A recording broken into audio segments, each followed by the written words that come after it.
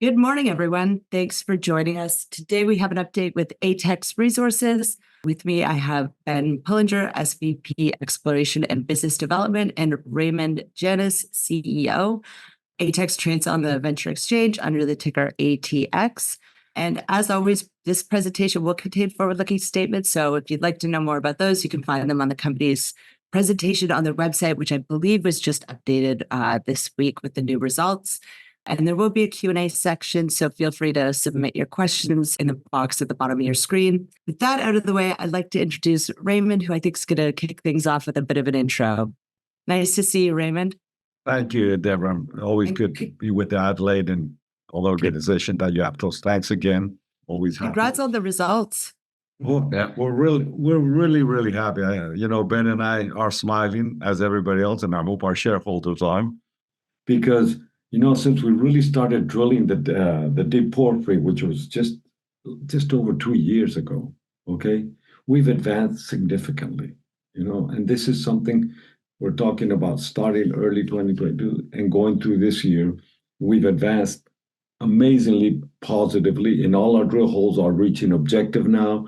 We're cutting exactly what we want. We're finding the porphyries. We're finding high grade. We're trying to understand the geometry of the system. Is turning large and it might grow tremendously, and we had a fantastic result in 16A. When we add it to the 16, it gives us 1226 meters with 0.72 copper equivalent, and we additionally have 112 meters with 1.42% copper equivalent. This is really tremendously exciting moment, and I think it's just showing that the system is large, is growing, and it has high grade that could permit this to be an economical operation in the future. So we're really excited on this, and I'll pass over to Ben, who's going to go through the details and open to questions at the end. Thanks, Raymond. Yeah, and thanks, Adelaide, again for having us and providing this platform to update everyone on the call. As Raymond said, it really is an exciting time. This is just a slide to remind everybody what we're doing at Valeriano. It's a world-class system. It continues to reward us every time we drill. It keeps getting bigger. It has a big footprint, and every drill hole that we put into it has, to date, including the current results that we put out yesterday, we're close to 1,000 meters of continuous mineralization downhole. And, as Raymond eloquently pointed out, starting to get a handle on what those controls in that high-grade mineralization are and what the potential upside with the evolving geology model we presented yesterday would look like. In terms of just a reminder where we are, location is everything. We see this as an evolving district. You've got over 10 billion tons of resource here between 3 projects, 4 if you split up Nueva Union and you break out Relincho and La Fortuna, and active exploration at Encierro with Antofagasta and Barrick drilling there right now. And to the north as well, we've seen Codelco show up and enter the area. So we think this is an exciting area that's going to be a future district scale production area for Chile. And we think we have the jewel at the tip of the ridge here. Again, just to relocate everybody with the geometry and the geology here. This is the Valeriano Project. This is where we've been drilling, and this is the kind of like a snapshot of the resource that we projected to surface from 2023. This is the Encierro Project, about 5 to 6 kilometers from the center of our project and the center of our resource to Encierro, which hosts a 2.5 billion ton global inventory with 522 million tons at 0.79 an inferred resource.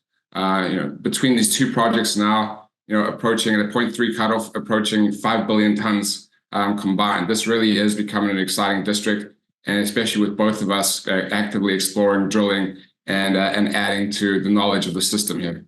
As a reminder, mineralization just starts 200 meters below the valleys on either side here. We're looking at a huge relief here. It's always very difficult to get the scale of the system out here if you haven't been there and just how big everything is. But from the valley floor here, where our camp is located, the top of the ridge where we're drilling from is 500 meters. And what's really exciting, and we'll talk about it a little bit later today, is how we've now stepped over this ridge, drilling from a platform over here with hole 25, have put in a hole that's been flattened down to 50 degrees as well. It's a pretty spectacular hole in terms of execution between the team and the contractors. Flattening that out to 50 degrees, hitting more early porphyry out here, and growing the story and growing the envelope and the potential out to the west, which would ultimately get it closer to the valley, closer to potential infrastructure. All very positive things. At the end of phase 3, we put some pretty spectacular drill holes together and defined these 3 porphyry trends, which are now evolving into something a little bit more exciting. But when you look at the drill results here, 1,300 meters at 0.7, hole 17, which really started off 1,160 at 0.75 with 550%. Some really good results, consistently in that 1,000 meters of continuous mineralization above the 0.4 cutoff, and starting to see that high grade system evolve in here, which leads us to where we are, as of yesterday with the results that we put out numbers for. And I'll skip over the resource because I think everyone will have seen that by now. But sizable, at a 0.3 cutoff, this is one of the top 10 undeveloped copper projects in the world right now. And when we talk about what we're doing now, subject to more growth. The results we put out yesterday, you can see them here. This is hole 16A, 852 meters at 0.82, as Raymond said. When you combine that with the top of historical hole 16, which it came out of, so this mineralization up here, you get a 1,226 meter interception. Spectacular continuity, but also most importantly, it hit early porphyry in what we consider to be a gap between these 2 granodiorite porphyries in the past. Really interestingly as well, when you tie that in with what we're seeing on hole 25, which intersected early porphyry 200 meters to the west of ATX 11B, at 1,550 meters, we hit early porphyry in potassic alteration, lots of chalcopyrite. It looks like exactly what we want to see, and it hasn't left it. It's now getting close to 2,000 meters, approaching this gap, and it's still looking like what we want to see, and adding to the thesis that there might be more continuity between these 3 zones than originally anticipated. With that in mind, we're now drilling between the gaps. Hole 26 is underway. Hole 17B will probably be the next hole that we complete, and looking to see whether or not we can link this all up along this north-northwest trend. The result of that is actually pretty exciting when you put it into kind of like in numbers and concepts. All the high-grade mineralization that we've hit at the project to date has been within early porphyry. All of these early porphyry intersections now line up along this north-northwest trend, which is also outlined and highlighted by our magnetic vector imaging as well, which is something that has been a tool that's been very good for picking up porphyries and magnetic rocks in the past on this project. Every time we've drilled outside of this trend, we still get 1,000-meter intersections of 0.6 to 0.7, but not hitting that early porphyry, suggesting that we might be more continuity. The high grade might line up in over a longer strike length than north-northwest here, and most importantly, there might be more continuity and homogeneity of that early porphyry, which would move the balance of kind of like the potential next resource from being 30 to 40% early porphyry to maybe 50, 60%, but have a lot more of that early porphyry with that better continuity of that high grade. And that really becomes exciting for the system as well. Not to mention that, as you can see, we're drilling hole 17B down here. It's still open to the south. We have an idea where this contact is now to the northwest, and we continue to test this once we finish up 25, probably with a hole that comes through over here, and let's see what we get there. But in terms of just the big takeaway here. Continuous high grade, more continuous porphyry, more homogeneity in the geological model. These are all very exciting things and a lot more upside. And we already thought this was a world-class project, and I think we're even more excited with what we see in there now, and look forward to seeing how these next few holes evolve and finish off by the end of the season here. Raymond, anything you wanted to add on that? Yes, I'd like to add that we're so happy that in most projects, when you start drilling, you have excitement at the beginning, and then it starts changing, something good, something bad. In our project, it's always very positive and going as we go forward all the time. Great. So this is really something exciting for us too. It's great results. It's growing. It might be big. It might be bigger. Exactly. Yeah, bigger and high grade. Mm-hmm. Yeah, and I think with that, we still believe that there's a lot of room to expand this. Every indication that we've got. We haven't hit the edges of the system yet. Every hole that we put in continues to return mineralization, high quality mineralization over significant intervals. So we still haven't found the edge. So, we think there's significant room not only for, upgrading what we have in terms of this evolving geological model, but also continuing to grow. So, and we're also in a position as of Tuesday night, we announced that we're drawing down the second leg of the facility that we have with the existing shareholders. And associated with that, there's $2.5 million of warrants, which will be exercised. So we're in good shape financially to keep on drilling and to keep on putting out results. And just before we hand over to Q&A, I just want to stop on this slide again as well, because this is really important when you consider the fact if there's more of the high-grade early porphyry on the system, and it has the same kind of characteristics as we've seen in the network that we've done today. This is also the domain that gives us the best recoveries. So, on all levels, this is a very exciting development for the project. And with that, Deb, should we hand it over to some Q&A? Yeah, thanks. I think Magda's going to kick off the questions to start. Yeah, so just some questions about the latest news release. So how do these latest assay results, hole 16A, 17A, fit into the bigger picture for Valeriano? Definitely, like Ben was saying, that northwest corridor is fitting into a new concept that maybe we have all the more porphyry within below the 2,900 meter elevation. It might be a lot more continuous and the high grade might grow significantly. That would be a tremendous result. And up to now, the drilling has been on that. And additionally, this is the only trend that our corridor that we're following. We don't know there's additional corridors. Exactly. Yeah. Got it. So with ATXD 25 intersecting mineralized porphyry west of the previous drilling, how does that continue to change the current thinking on the geology and evolution of the current drilling? Yeah, I mean, I think this is, building on what Raymond said. I think, the best thing that we can do to this project is add, continuous high grade in a single domain that's big, and you can follow, and it continues in all direction. We're getting it up to the potential here now is 1.2 kilometers is still open to the north and the south down here. It makes the geology more simple. It makes any potential economic extraction more straightforward as well. Better geotechnical conditions, we think, and need to answer those questions as well. But also, it means that we're now over the we're hitting early porphyry over the west side of the ridge. Which is pretty exciting. Maybe it means we get to move down the ridge, drill shorter holes, and continue to hit this. But in terms of just the general size and scale, I think it's shaping up to be something even better than what we thought it was, which is exciting.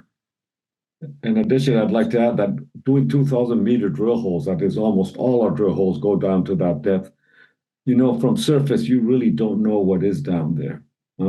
So when we put in a hole and it hits these type of grades, there's a lot of continuity. This is really exciting.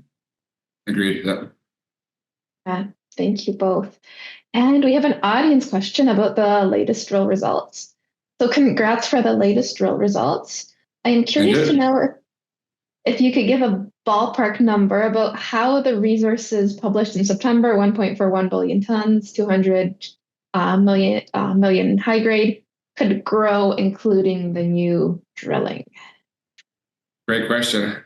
I'd say early days to kind of start to put numbers into that, but I think the most important thing here and the most important concept is exactly when you look at that resource we had before, 200 million tons were constrained by this 800 meter long shape here, which is the early porphyry with the width of just about, I think, 220 to 230 meters. So assuming that plus the western trend and the eastern trend gave us about 300 million of that 1.4 billion tons. I think what we're seeing here is increasing the amount of early porphyry and the balance from being 70% host rock to maybe 50-60% porphyry, and then the rest. So with that will come incremental, will come growth. But the more important thing is that instead of looking at grades that we're connecting and lining up to the northeast here, if everything lines up along this 1.2 kilometer long strike length, it upgrades the whole the grade profile of the resource. So I think all exciting things that we need to test. We still need to put these holes in and see if this all links up. We need to confirm where the high grade can see every other hole the way through here on a geostatistical level. But if it does, it's all exciting stuff, and it means that the quality of that resource improves, and we get more granodiorite, and then we've still got the wall rock around us, which we haven't hit the edges of mineralization there as well. So all good things. And all our drilling is focusing on understanding this better during the season. We hope to have a better view by the end, by April, May when we finish, and then when we get all the assays in June, to have a picture of how large this could be or not. So early days still. Yeah. Okay. So a bit of a follow-up question to that then. How does the market view your shares? Do they include drilling results? I mean, that's a tough one, right? The market is the market, but I would say last year was a tough year for just about all of us in the resource space. I don't think I would obviously I'm talking my own book here, but I think if you look around at our universe of peers and you kind of compare what we have to what's out there, I think we've got a lot of value that we can still add with the drill bit through this season. I think there's a lot of upside based on these results. It might not be baked into the share price yet, and I think with follow-up results, I think we've got a lot of upside here, to generate some significant value at this project during phase 4. That's not yet reflected in the share price. Yeah. And I think some shareholders think that this is deep, but as we are drilling deep and finding high grade, this is getting better, and it's getting more assurance. So I think we should have a better rating coming up as we drill. And going back into drilling, how many more drill holes will you be able to complete this season? How late can you drill? Yeah, I mean, the weather is, not, we can never predict the weather, but I think we've got at least 4 more holes. If we finish 25, a daughter out of 25, and maybe 1 or 2 out of 17B or 26. Probably got about 4 to 5 more holes that we can finish that would take us into May. And that's when things start getting dicey, and we have to evaluate at that point. If the weather starts getting bad, we have to pull out earlier. If we have good weather and the sun is shining, we can stay a little bit later. But those are unfortunately beyond our control. But I think at least 4 holes left in this program. And when do you drill hole 26, and when do you anticipate releasing results?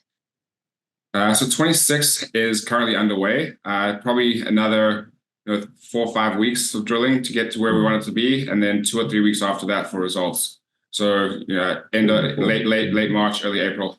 And where is the nearest water and the nearest road to the project? For what? If it's going to be for mining, it's seawater, and it's 150 k's away. A straight line a bit less. And the road, well, we have access coming in from our paved road, partly on the road coming up, about half of it, and then dirt road directly into the project. Yeah, we get that exploration water from right at the project as well. Yeah. Got it. Thank you. And then when or would you look to do another resource update?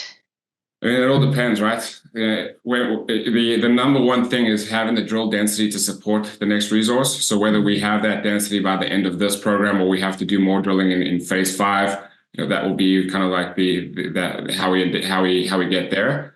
But yeah, either more likely next year than this year, based on what we're seeing right now as we start to fill out this model. But really, by the time we do that resource, what we'd like to do, especially if that is the resource that underpins our PEA, we want to be able to put as much drilling and upgrade as much of this resource into a higher confidence category as we can, that underpins kind of like the startup of that economic assessment. So that'll kind of be how we focus the balance between pure exploration and more kind of definition drilling between now and probably phase 5 when we do that resource update. Got it. The amount of high grade mineralization is what's going to trigger this project. So the more we can develop, that's going to be our main goal, is high grade always. And last question for me before I hand it over to Deb. Based on what you're seeing so far in phase 4, what do you think phase 5 might look like in terms of exploration versus definition ahead of a planned PEA? I think continue what we were saying earlier. I think we have a big enough target that needs more definition, but it's also open. So there will always be a balance between the two. But I think, even within that 1.2 by 1 kilometer block that we have now, there's a lot of drilling to be done there. And I think,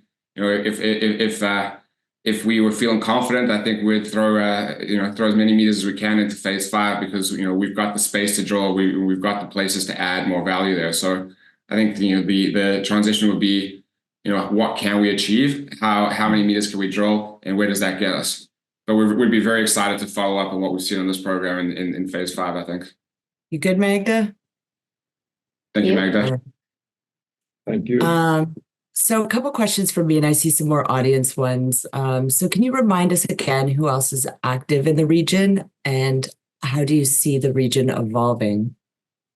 Well, first of all, we're right neighbors to Antofagasta Minerals, which is a JV with Barrick. It's only 6 kilometers just north of us. And like Ben said, Codelco is now exploring immediately, and just came in this year, immediately north of Antofagasta. So this is, growing. This district is growing tremendously.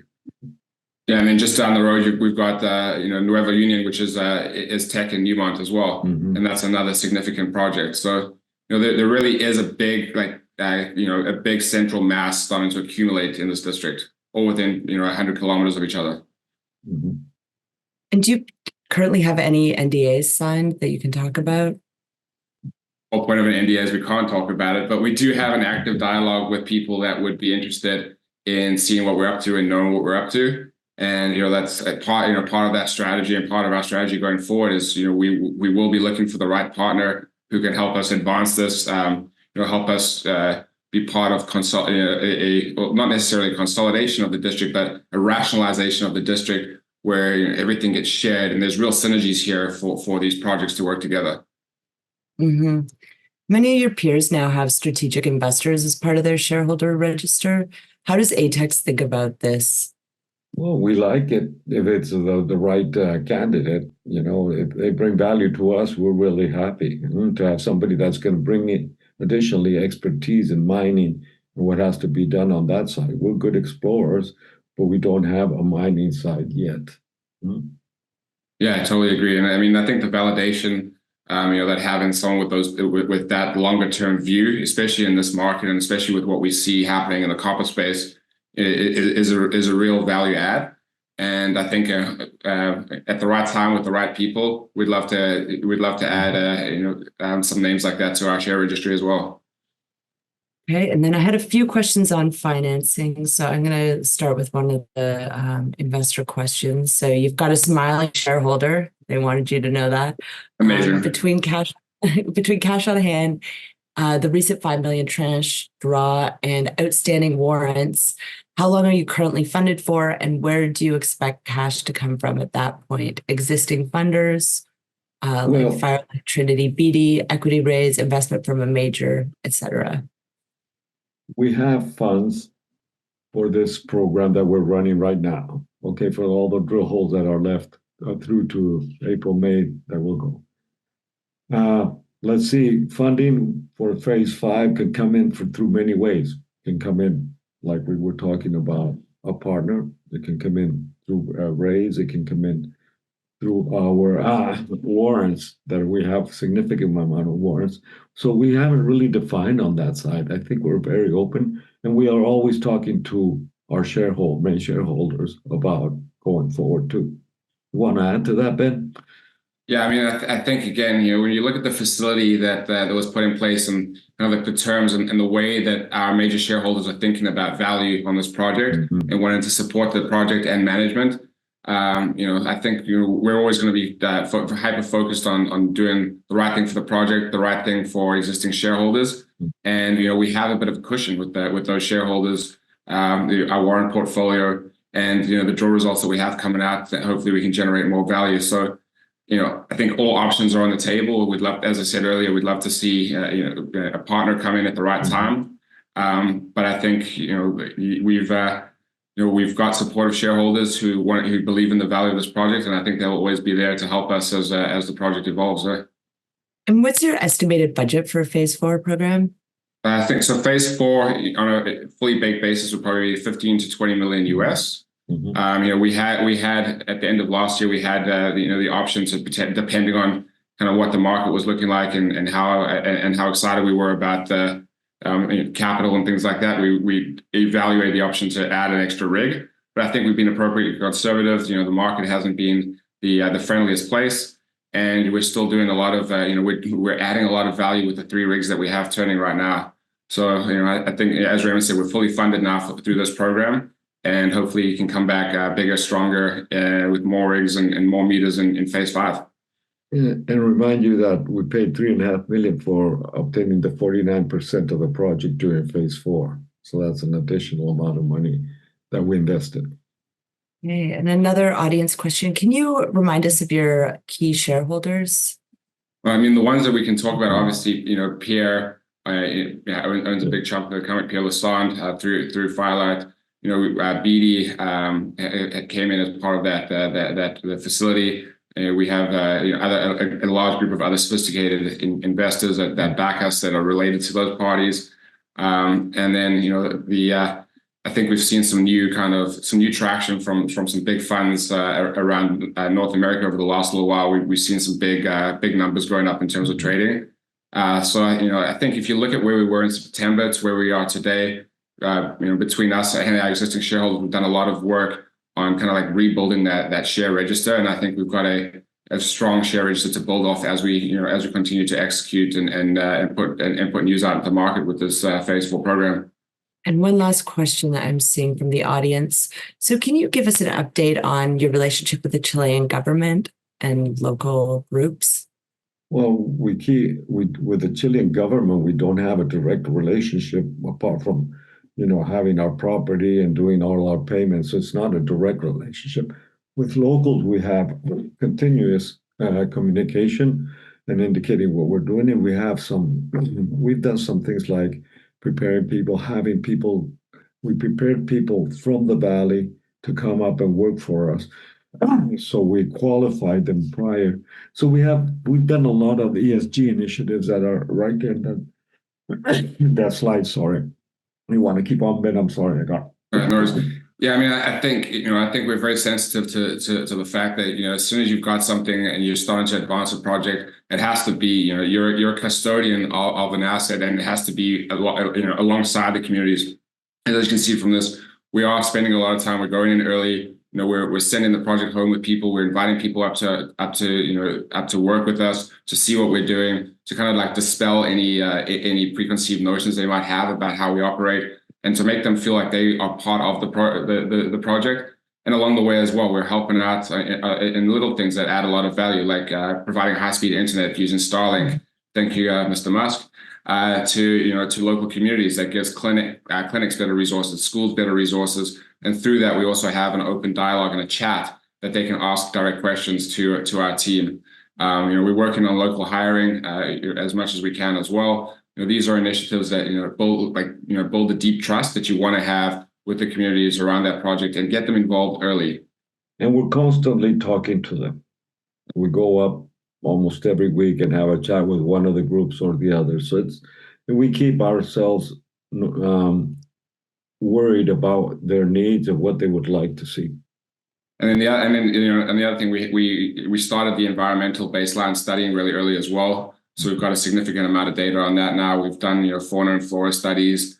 So we've got data on that we can build off. So a lot of that stuff has been going on in the background while we've been executing phase 3 and 4. And we're building up, and really with a lot of these things, it's about time. It's about how long you've studied things for, how much data you have. So we're building those data sets on a day-by-day basis right now.